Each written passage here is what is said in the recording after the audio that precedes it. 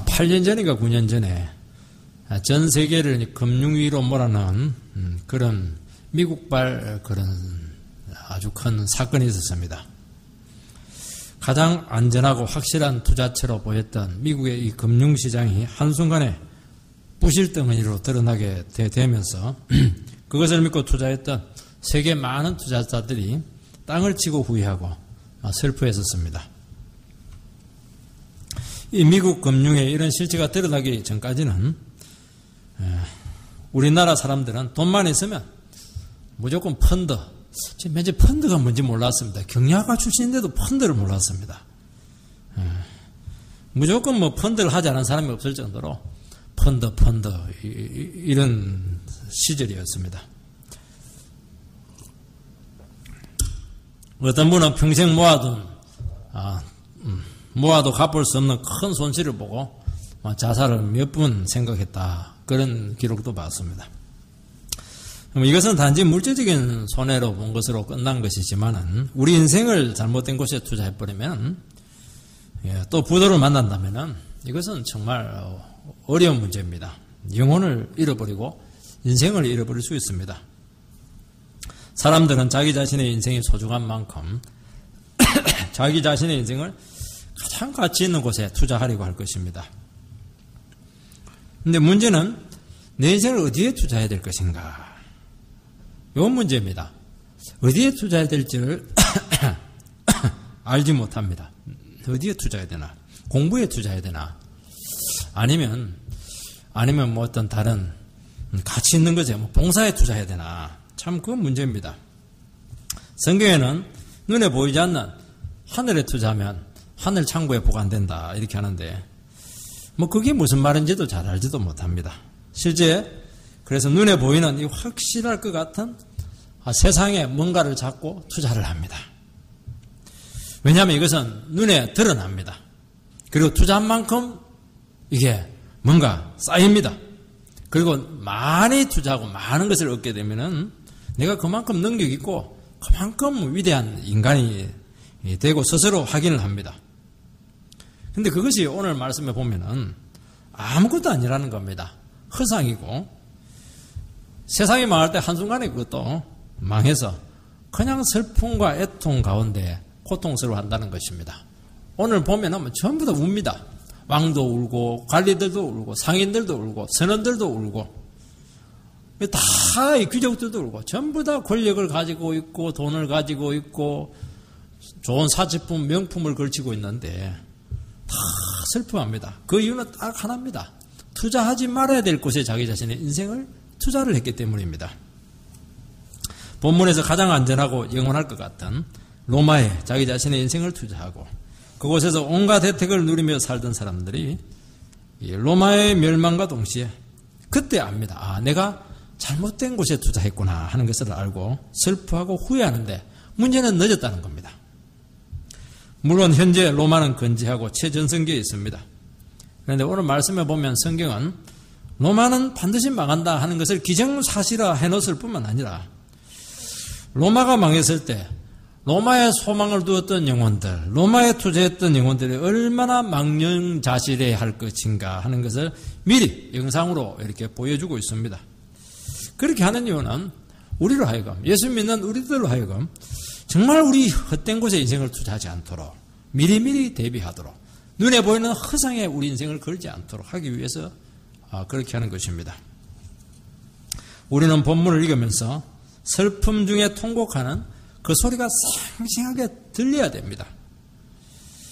우리 인생에서 세상에서 뭔가를 찾으려고 어떤 시도도 하지 않아야 한다는 것을 오늘 이 시간 잘 알아야 됩니다. 그건 결국에는 같이 망하고 통곡할 수밖에 없고 그런 마음으로 우리 이 설교를 드려야 될 줄로 믿습니다. 첫 번째는 이 상인들이 제일 슬퍼하고 있습니다. 11절 말씀을 보면 땅의 상인들이 그를 위하여 울고 애통하는 것은 다시 그들의 상품을 사는 자가 없음이라.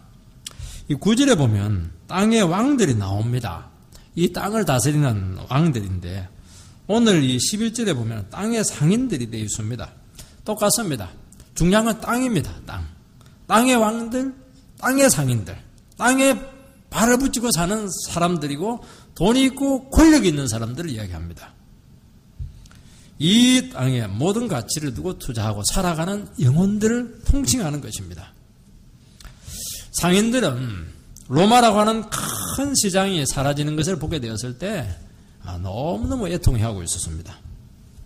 상인들은 어떤 사람들이냐면은 물건을 옮겨서 여기서 떼서 이쪽으로 팔게 됩니다. 그 차이를 이윤으로 남기게 되는데 굉장히 중요합니다. 재화의 편중을 막고 사람들에게 혜택이 골고루 돌아가도록 하는 사람들이 상인들입니다. 물건을 잘 만들고 제품이 아무리 좋아도 판로가 없으면은 이거 의미가 없습니다. 창고에 쌓아둔들 아무 소용이 없습니다. 1차 세계대전이 일어나고 2차 세계대전이 일어나게 되었을 때 특히 1차 세계대전 같은 경우에 결국 그 세계대전의 원인은 나라끼리 싸운 게 아닙니다. 제국주의가 그때 이제 등장을 하게 되면서 그때부터 이제 대량 생산 체제가 이루어지게 되었고 물건은 잔뜩 만들어 놨는데 팔 데가 없습니다. 그리고 영국이라든지 중요한 제국들이 먼저 다 차지해 버리니까 뭐 독일이나 이탈리나 후발주자들은 팔 데가 없습니다. 이런 과정에서 이권 다툼으로 딱 붙은 것이 1차 대전이고 2차 대전입니다. 결국에는 돈 문제였고 판로의 문제, 무역의 문제였습니다. 그 당시 로마는 세상에 있는 모든 좋은 물건들을 다 가지고 있었습니다. 좋다 싶은 거는 전부 다 로마에 다 있었습니다. 돈이 된다 싶으면 팔지 않는 물건이 없었습니다. 이 상인들의 유일한 목적은 이윤을 남기는 것입니다. 너희들이 로마의 멸망을 보면서 이 슬퍼하는 것은 그들이 로마 자체를 너무 사랑했기 때문에 그런 것이 아닙니다. 로마에 대한 낭만이 너무 좋았기 때문에 그게 데이트를 많이 했기 때문에 그런 것이 아닙니다. 로마에 대한 향수가 쫙 있었기 때문에 그런 것이 아닙니다. 로마가 그들에게 엄청난 부와 기회를 주었기 때문입니다. 상인들을 통해서 알 수 있는 것이 무엇입니까? 철저한 물질주의적인 가치관에 그들의 삶의 인생에 뿌리를 돋게 되었고 이 가치관에 따라서 로마라고 하는 이 세상에 자기들의 인생을 걸었던 것입니다. 이 세상은 철저히 돈과 물질의 흐름으로 만몬에 따라서 이 세상은 움직이고 있습니다. 겉으로는 여러 가지 사랑이 어떻고 겉으로는 박애주의가 어떻고 이렇게 하는데요. 실제로 전부 다 보면 전부 다 돈으로 움직입니다. 물질로 다 뒤로는 전부 다 하다 안 내면은 돈으로 싹 다 해결합니다. 마지막 보루입니다. 돈이. 교회도 하다 안 되면 싸우다 안 되면 돈으로 해결합니다. 틀림없습니다. 만몬은 결국 물질의 우상이고 돈을 추구하는 삶은 반드시 우상 숭배로 가게 돼 있고 물질이 신의 위치로 올라가게 되어 있습니다. 여러분 돈이라고 하는 것은 가치 중립적인 것입니다. 이것이 하나님의 통제 안에 있을 때는 너무너무 강력한 하나님의 은혜고 도가 되지만은 돈 자체가 목적이 되어버리면 바로 우상이 됩니다. 막강한 힘을 발휘할 수밖에 없습니다. 결국에는 어떻게 되느냐? 이제 전도가 바뀌게 되는데 물질과 돈이 인간을 지배를 하게 되고 숭배를 하게 만드는 아주 강력한 마력을 가지고 있습니다. 결국 물질이 이 세상의 목적이 될 때 인간은 어떻게 되느냐? 부수적이 되고 수단이 되고 부속물로 전락을 하게 되었던 것입니다. 자본주의 문제가 바로 이겁니다. 자본주의는요, 딱 사람을 상품으로 딱 판정합니다. 저 선수 3억, 저 선수 80억, 딱 돈으로 계산이 딱 다 나옵니다. 그 결과 인간 세계가 비정해지고 있고 잔인해지고 있고 비인간화되고 있고 거기서 존엄성이 어디 있고 인간 한 영혼의 가치가 어디 있습니까? 돈으로 전부 다 결정이 납니다. 연봉 얼마냐? 이것으로 판정나는 겁니다. 오늘 사회는 만몬이 지배하고 있습니다. 돈이나 물질이 하나님과 대등한 위치에 올라선 그 순간 돈은 하나님과 같은 레벨인 우상으로 올라가게 되어 있습니다. 그러니까 이게 얼마나 힘이 있는가 하는 것을 알 수 있습니다. 하나님과 맞먹는 실체고 어떤 인격을 가지고 있고 힘을 가지고 있고 막 독재를 하고 있고 사람들하고 숭배를 막 받게 하고 죽였다 살렸다 올렸다 내렸다 돈의 마력은요, 엄청납니다, 이게. 여러분, 오늘날도 돈이 있으면 안 되는 것이 없다고 실제로 믿습니다. 또 그렇게 또 되고 있습니다. 죄 없는 사람도 돈 있으면은 죄가 없어집니다. 아무리 죄가 없어도 돈 없으면 그냥 죄인이 되고 감옥에 들어가야 됩니다. 돈만 주면 옷도 벗고 인간 이하의 짓도 하고 사람도 죽이고 뭐 다 합니다. 사람을 유기하기도 하고 성을 파는 것을 전혀 부끄러워하지 않습니다. 결국에는 이 세상은 실제로 돈이 움직이고 있습니다. 성도들은 어떤 사람들이냐? 이 실체를 아는 존재입니다. 이 가치관을 거절하면서 살아가야 되는데 성도들은 이 돈의 마력 속에서 어떻게 이것을 극복하면서 이 돈의 위치로, 피조물의 위치로, 이거는 수단이다. 목적이 아니고 수단이고 하나님께서 일정한 기간 사용하도록 주신 도구에 불과하다. 이 정신을 잃어버리지 않으면서도 이 자본주의 사회 가운데서 믿음을 지키고 하나님을 섬길 수 있느냐. 이 싸움이 우리 성도들에게 주어진 숙제인 것입니다.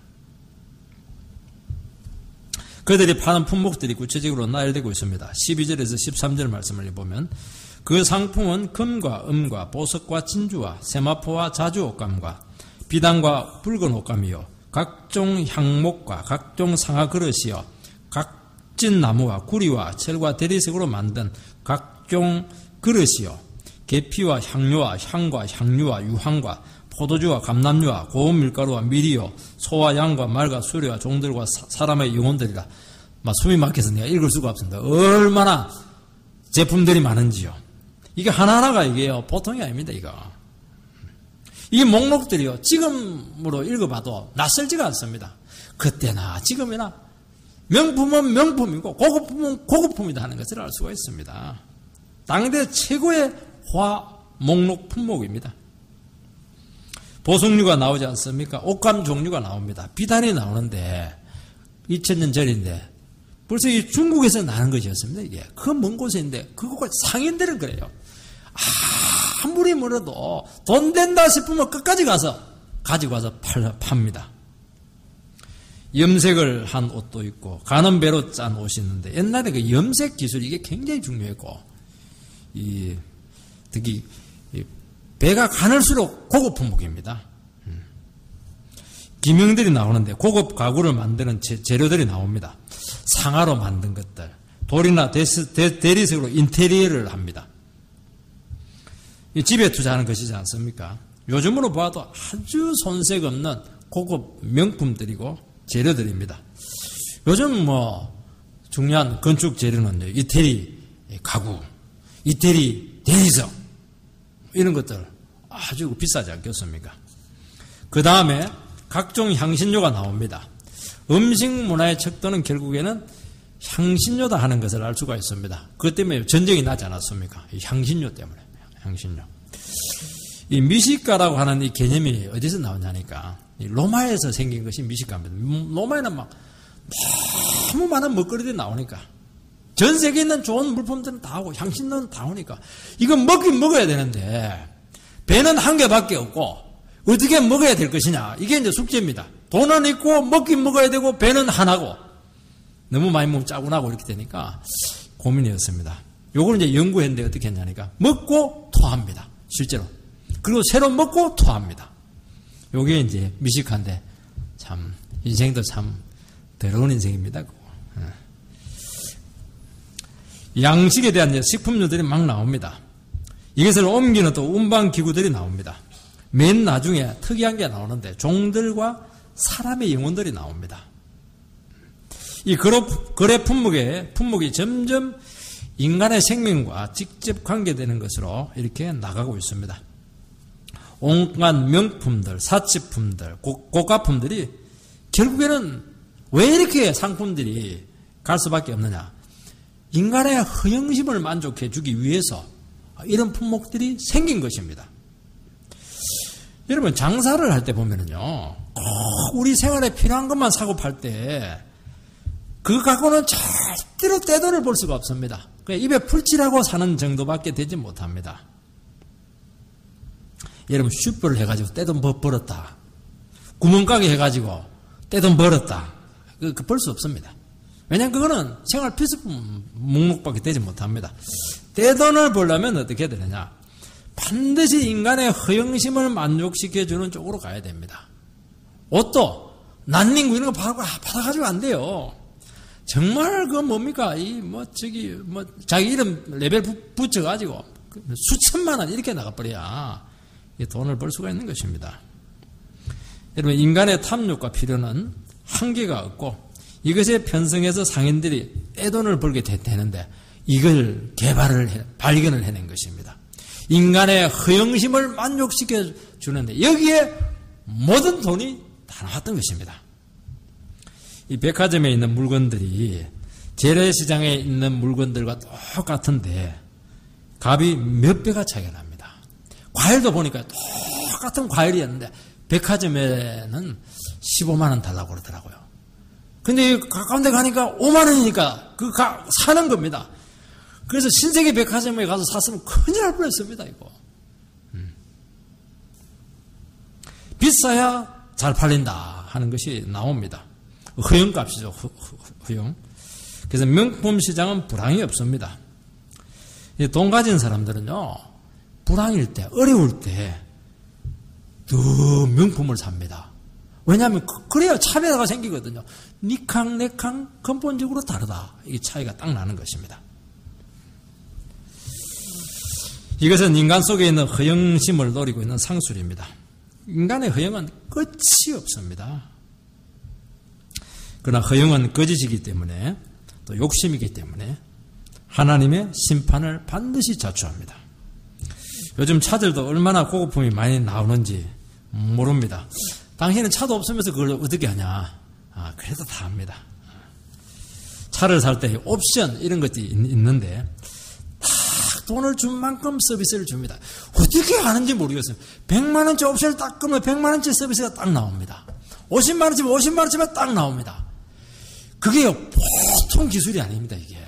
그걸 어떻게 만드느냐에 따라서 차의 퀄리티가 딱 올라갑니다.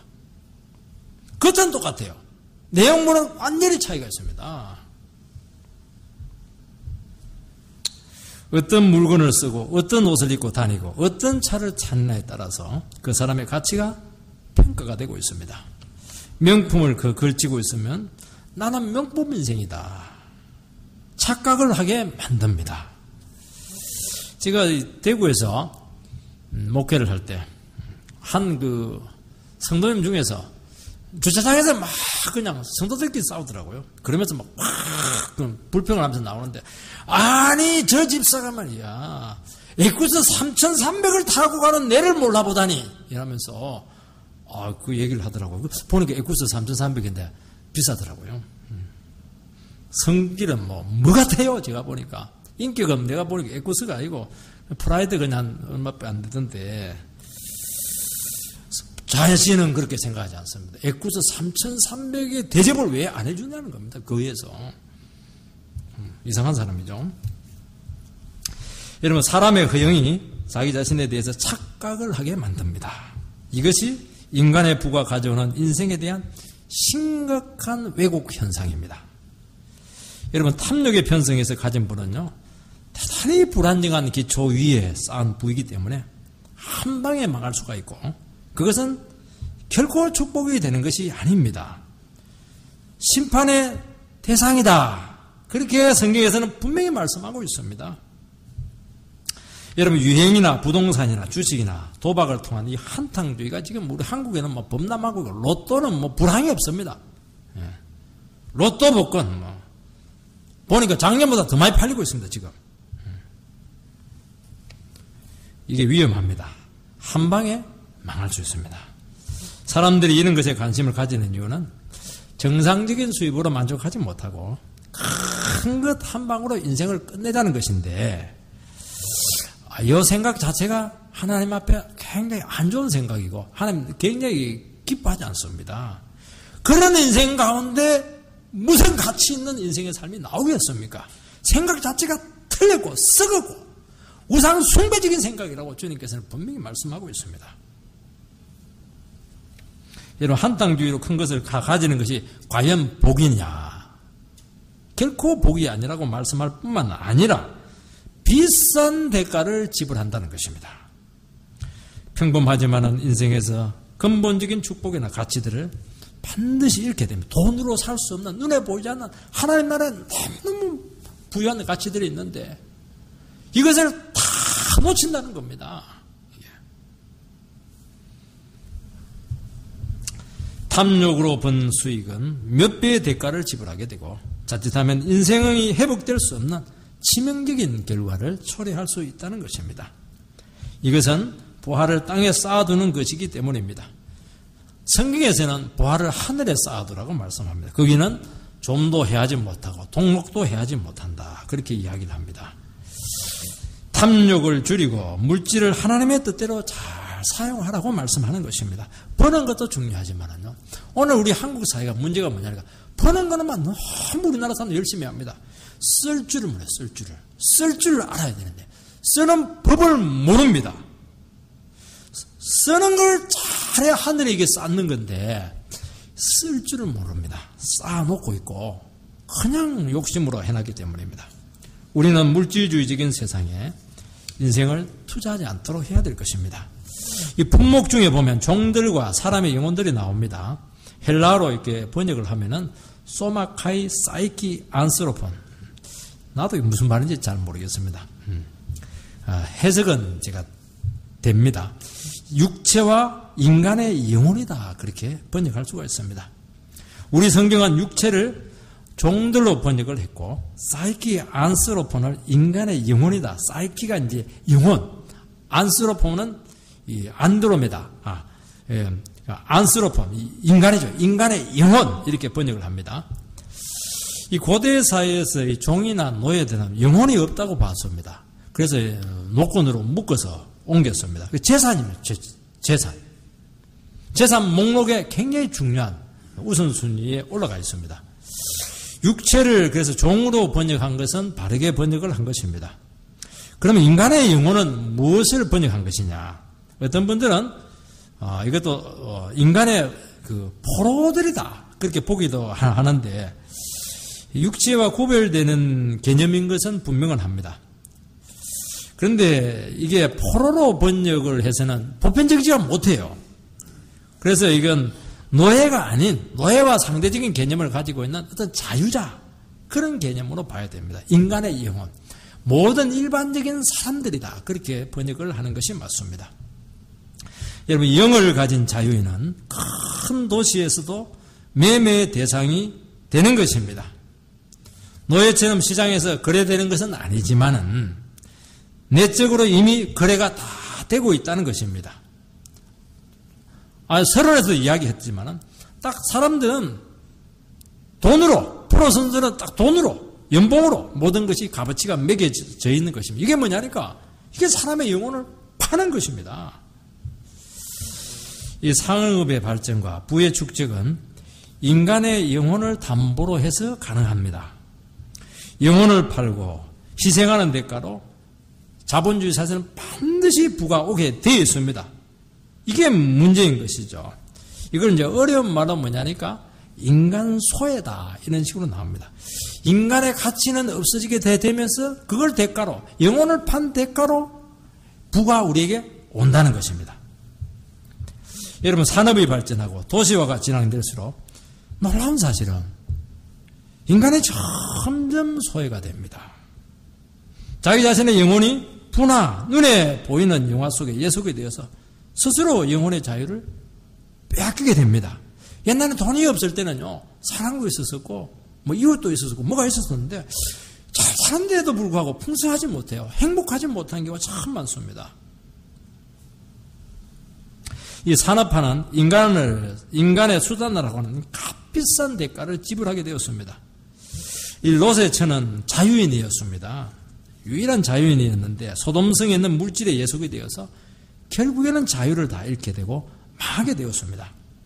오늘 사람들은 자유를 가졌다고 하지만은 다 속물이고 물질의 노예가 되었고 물질의 영혼을 판 존재들입니다. 그래서 돈이나 물질에서 자유롭지 못하면은 결코 자기 영혼을 지킬 수가 없습니다. 사랑하는 지체 여러분, 우리가 이 세상에서 뭔가를 얻고 투자하는 것이 결코 공짜가 아니라는 것을 기억해야 됩니다. 그러면 세상에서 아무것도 안 가지고 살아야 됩니다. 그거 아닙니다. 절대로 그렇지 않아요. 우리는 세상에서 일을 해야 되고 사업을 해야 되고 주님의 능력과 믿음으로 이 세상을 부욕해야 되고 기업을 하는 사람들 같은 경우에는 기업을 잘 이루어서 거기 있는 직원들 월급 잘 주고 정말 잘하는 것입니다. 이런 것들은. 그것을 가지고 하나님 나라를 위해서 쓰고 이것을 위해서 쓰고 하나님 계속 축복합니다. 그러나 자기 자신의 영혼을 팔지 않고서는 자칫하면 위험해질 수가 있는 것입니다. 여러분 우리 자본주의 사회에서는요, 돈을 목적으로 하게 됐을 때, 돈만을 벌기 위한 것이 되겠을 때, 그게 그냥 되느냐? 절대로 안 되게 되어 있습니다. 영혼을 팔아야 됩니다. 돈에 헌신하고, 돈에 열과 성의를 다하고, 돈을 연구를 하고, 돈을 숭배하고 존귀하게 여기고, 인생을 걸 때, 그때 돈이 생기는 거죠. 절대로 돈이 안 모아줍니다. 모여라 이렇게 한다 안 모여져요 이게. 그게 막 영혼을 막 확 팔아야 됩니다. 있으면 뭐 먹고 없으면 안 먹지. 그러면 뭐 먹고만 삽니다. 여러분 직장에서도 인정받고 그곳에서 인생의 의미를 찾으려고 충성하려고 할 때 그게 공짜가 아닙니다. 자기 영혼을 바쳐서 헌신할 때 거기서 인정을 받고 거기서 뭔가를 이루어내는 것입니다. 그 결과 자기 영혼이 손상이 되고 가정이 파괴가 되고 이 세상 것으로는 회복할 수 없는 많은 가치들을 잃어버리게 됩니다. 요즘 대기업에서 돈을 많이 줍니다. 연봉이 뭐 중소기업보다 2배다. 그것을 내가 신문에 보았는데요. 그런 것 같습니다. 그게 공짜가 아닙니다. 그 정도로 헌신을 해야 됩니다. 데이트할 시간 없어요. 그 칫솔하고 치약하고 비누를 회사에 갖다 놓습니다. 왜냐하면 집에서 세수할 시간이 없어요. 여러분 세상은 공짜가 없습니다. 그래서 이 세상에서 뭔가를 이루려고 특별한 계획을 세우지 마시기 바랍니다. 주신 것으로 만족하고 하나님께서 나에게 주신 길이 뭘까? 그 길을 찾아야 됩니다. 하나님 나라와 반드시 접목을 해야 됩니다. 그래서 내가 하는 것 모든 사업들, 모든 일들, 모든 가치들을 하나님과 관계에서 설정이 되지 않으면 우리도 반드시 이 길을 가게 되어 있습니다. 그래서 믿음으로 살아가는 것만이 이 세상에서도 자기 자신을 지킬 수 있는 유일한 길이 될 것입니다. 여러분 이 세상 것은 목숨을 바쳐서 가질 만한 것이 되지 않습니다. 잠시 주님께서 맡겨주신 것이라는 것을 알고 이것을 주를 위해서 그 나라를 위해서 쓰게 될 때 이것은 너무너무 귀한 보화로 하나님 나라 창고에 그대로 모아지게 된다고 말씀하고 있습니다. 두 번째는 바다에 다니는 자들의 애통함이 나오고 있습니다. 17절에서 19절 말씀을 읽어보면 그러한 부가 한 시간에 망하였도다. 모든 선장과 각체를 다니는 승객들과 선원들과 바다에서 일하는 자들이 멀리 서서 그가 불타는 연기를 보고 외치려되 이 큰 성과 같은 성이 어디 있느냐 하며 티끌을 자기 머리에 뿌리고 울며 애통하며 외쳐 이르되 화이토다 이 큰 성이여 바다에서 배부르는 모든 자들이 너의 보배로운 상품으로 치부하였더니 한 시간에 망하였도다. 이제 선장이 나오고 바다에서 일하는 선원들이 멀리 서서 로마의 멸망을 보고 그렇게 애통해하고 있습니다. 각처를 다니는 승객들은 화유람선을 타고 지금 다니는 관광객입니다. 바다에 다니는 사람들은 무역상과 같은 큰 거래를 하는 대상들이고 관광객들은 로마에는 살지는 않지만 로마에 들러서 쇼핑도 하고 여행도 하고 로마가 제공하는 각종 메뉴도 맛을 보고 인생을 즐기면서 살아가는 돈 많은 사람들을 상징하고 있습니다. 이게 뭐냐니까 이게 오늘 현대인들이 살아가는 최고의 멋있는 행복한 삶입니다. 유람선 타고 다니면서 세계 일주를 하면서 거기서 음악을 즐기면서 커피를 마시면서 이곳저곳 다니면서 쇼핑을 하고 이게 뭐냐니까 지금 그걸 이야기해도요 구침이 살살 돕니다. 저는 영원히 저한테는 그런 기회가 안 올 것 같은데 기회가 안 와서 그렇지 사람들은 전부 다 이런 삶 생각을 가지고 있는데 이게 오늘날만 그런 것이 아니고요. 로마 시대도 똑같았습니다. 세계를 유람하면서 쇼핑하고 좋은 거 즐기고 이들은 로마의 멸망을 보고 왕들이나 상인들보다 더 애통해합니다. 왜냐하면 최고로 복받은 사람이라고 생각을 했기 때문입니다. 뒷걸을 막 머리에 뿌리고 애통해합니다. 이 세상에서 더 많은 것을 가지고 더 많은 기회를 가진 사람일수록 그것을 상실했을 때 그렇게 절망합니다. 로마는 엄청난 기회의 나라였고 모든 인생의 재미와 기쁨이 녹아있는 그런 별천지와 같은 고지였습니다. 하나님의 자녀들은요, 인생을 너무 즐기지 마시기 바랍니다. 재미를 너무 추구하지 마시기 바랍니다. 텔레비를 보고 컴퓨터를 하더라도 너무 빠지지 마시기 바랍니다. 여러분, 재미를 추구하는 삶은 만족이 없고 더 큰 만족을 추구하다가 결국에는 죄와 접촉을 할 수밖에 없고 영혼을 잃게 되고 인생을 잃게 되는 삶밖에 없고 남는 게 하나도 없습니다. 여러분, 우리 예수 믿는 사람들도 운동도 하고 레저도 하고 이렇게 해야 됩니다. 운동은 운동으로 끝나야 됩니다. 너무 재미를 추구하고 너무 연구를 많이 하고 여기에 막 어떤 세계를 구축을 하고 그 짜릿한 맛을 잊지 못하고 성부의 목숨을 걸고 그러면 그게 이제 그게 이 세상에서 깊이 빠지는 한 방법인 것입니다. 그게 절대로 중독이 되면 안 됩니다. 여러분, 자기 자신의 지각과 감각을 즐겁게 하는 삶은 질이 떨어지는 인생이 될 수밖에 없습니다. 그래서 이게 안 되려면 어떻게 해야 되냐? 한 가지 방법밖에 없습니다. 자기 자신의 삶에 대한 사명감을 반드시 가져야 됩니다. 내가 이 땅에 왜 태어났고 내가 왜 예수를 믿고 있고 예수를 믿는 사람들 하나님께서 원하시는 뜻이 무엇인가? 이 부분에 대한 인식을 잃어버리게 될 때 반드시 이 코스로 갈 수밖에 없게 되어 있습니다. 그래서 의미를 찾아야 되고 그것이 이루는 삶이 되게 될 때 그때 기쁨이 없느냐? 기쁨 줍니다. 거기서요 정말 진정한 기쁨을 알게 됩니다. 성령이 주시는 평화를 알게 되고 정말 영원히 목마르지 않는 생수와 같은 정말 가치 있고 복된 그런 인생으로 우리를 인도한다는 것입니다. 이 버전을 바꿔야 됩니다. 재미의 버전을 바꿔야 됩니다.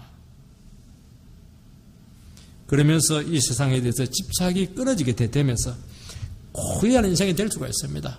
우리 여기에 모여있는 우리 성도님들요, 자기 자신도 알 겁니다.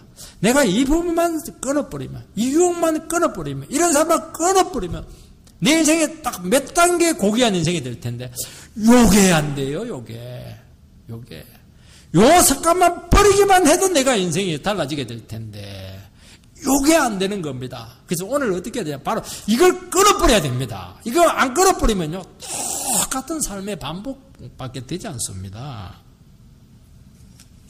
그러면서 다른 영혼을 섬기고 사랑하고 하나님의 영광을 구하는 이런 삶으로 완전히 터닝이 되지 않으면은 결국에는 즐기고 자기 만족스럽게 살다가 의미 없이 허영 가운데 그렇게 인생을 끝내는 참 무의미한 삶이 될 수밖에 없다는 것입니다. 이곳저곳을 다니면서 새로운 것을 발견하고 그곳에서 새로운 경험을 하고 돈을 쓰면서 살아가는 사람들이 모든 사람들이 부러워하는 사람들입니다.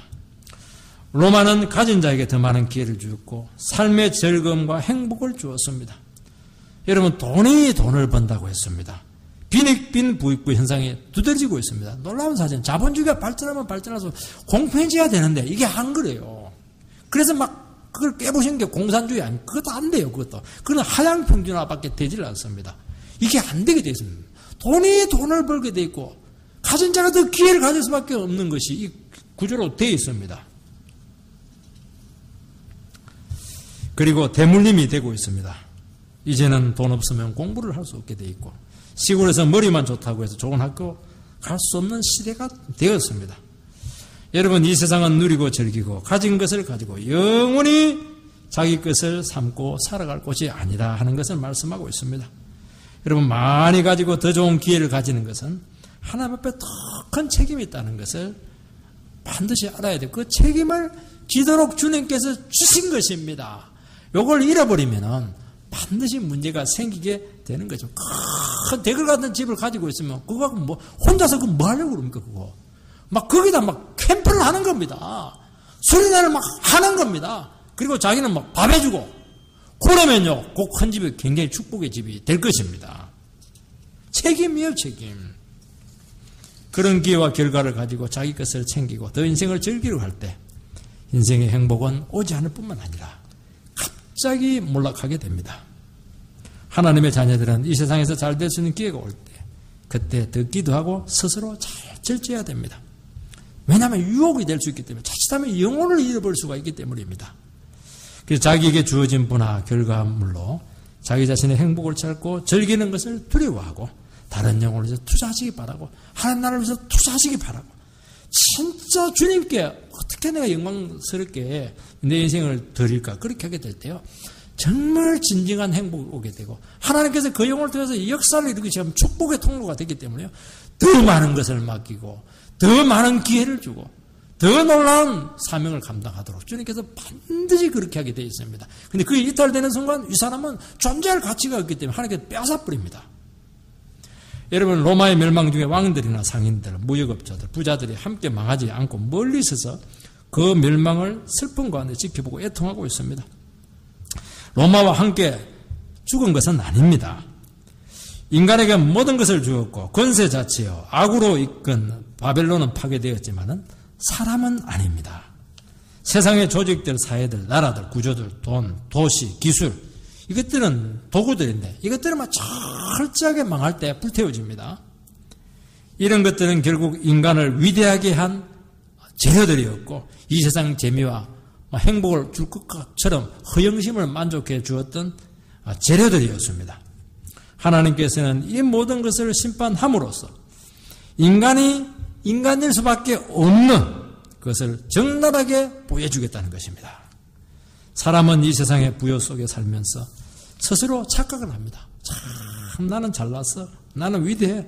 나는 대단해. 이렇게 하면서 쏟고 살아갑니다. 하나님께서는 모든 지장을 벌거벗 벗겨서 네가 어떤 존재냐. 너의 본질을 한번 보여주겠다. 그렇게 말씀하는 것입니다. 그렇게 떵떵거리던 사람이 돈 잃고 건강 잃고 그냥 권세 잃고 그거 보면 나중에요. 그렇게 처참합니다. 너도 인간이었구나 하는 것을 알게 됩니다. 막 권세자들이요. 막 그냥 권세를 쥐고 있을 때는 막 큰 소리 쥐고 떵떵거리고 세계를 막 주름 잡고 나라를 휘젓고 이렇게 하는데요. 그 자리에서 내려와가지고 집에 가 있으면 노인이야. 이빨 턱 빠져가지고 말도 제대로 못하고 말이죠. 정말 이빨 빠진 호람. 어떻게 저 사람이 저런 짓을 했을까 생각이 될 정도로 인간이라는 겁니다. 인간. 여러분 그동안 이런 것들을 가지고 뭔가 의미 있는 것을 만들겠다고 난리쳤는데 거기에는 미래가 없었습니다. 로마를 형성하는 것은 이 정치와 권력과 물질과 같은 눈에 보이는 가치였습니다. 이것이 지금 정제되고 있습니다. 로마라는 거대한 세상에 투자해서 성공한 사람들이 결국 자기 자신의 이런 업적과 위대함이 사라지는 걸 보면서 땅을 치고 슬퍼하고 있습니다. 결국 이 세상을 따라서 자기 자신의 삶을 투자하는 인생은 실패하게 될 것이고 실제로 하나님 앞에 남겨진 것은 아무것도 없다는 것을 알고 후회하게 된다는 것입니다. 세상에서 모든 것을 얻고 누리는 것이 결국 흠으로 끝나고 아무것도 남는 것이 없다는 것을 깨닫고 영원한 하늘에 우리의 인생을 투자하시기 바랍니다. 그렇게 되게 될 때 영원히 가치 있는 삶이 되고 우리에게 주신 축복이 영원히 남는 축복이 될 수 있도록 그렇게 투자를 해야 될 것입니다. 그래서 우리가 하나님께 축복해 주면 더 하나님께 나가야 됩니다. 하나님께 더 많은 것을 주시면 어떻게 더 기도의 자리에 나와야 되고요. 더 하나님 나라를 위해서 어떻게 써야 될 것인가 고민을 많이 해야 됩니다. 이것이 무엇이냐? 이것이 하나님 나라의 창고에 우리의 영원한 보화를 쌓는 지름길이다 하는 것을 알고 이런 삶이 되기를 주의 이름으로 축원드립니다.